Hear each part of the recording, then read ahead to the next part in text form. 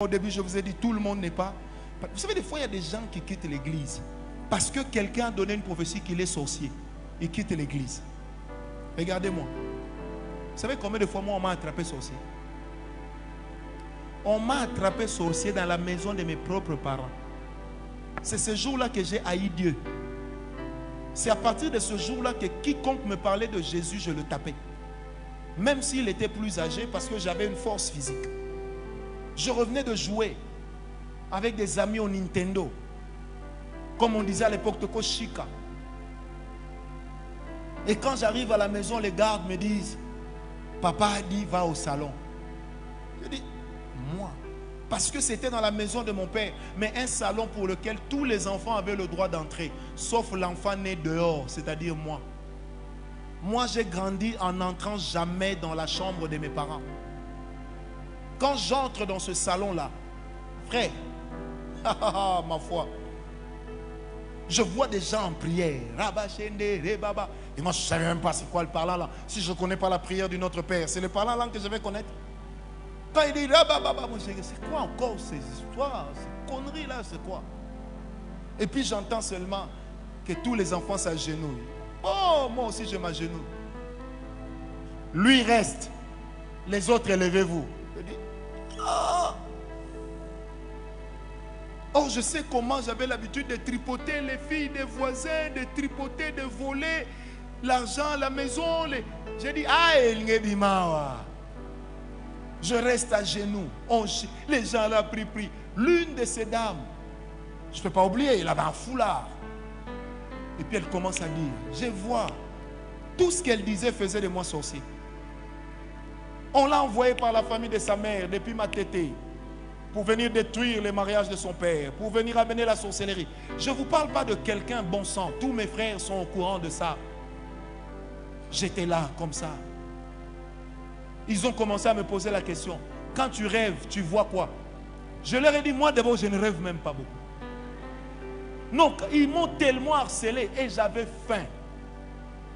Je leur ai raconté le début du film de MacGyver.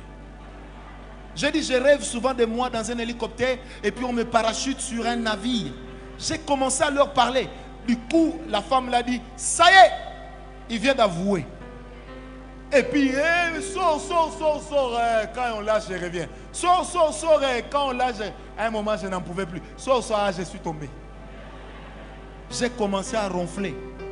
Et elle était là en train de dire, voilà, ils sont venus le prendre pour l'amener. Personne n'était venu me prendre pour m'amener nulle part. Frère, quand je me suis levé, on a commencé à me dire, tu vois, maintenant tu es délivré.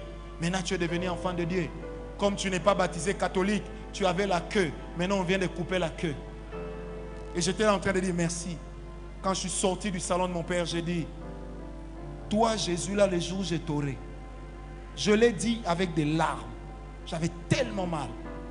Et j'ai commencé à me méconduire à un point incroyable. Incroyable. Jusqu'au jour où, en 1990, on a un appartement à Bruxelles. Je suis en train de monter dans l'appartement. Il y a une femme qui me voit. Elle me dit, Yo Mwana Bea. C'est ça le nom de ma mère. Vous savez, ma mère et moi, on n'avait pas beaucoup d'années d'écart. Parce qu'elle m'avait eu dans une tendre jeunesse. Yo Mwana Bea. Déjà, je détestais le nom de ma mère.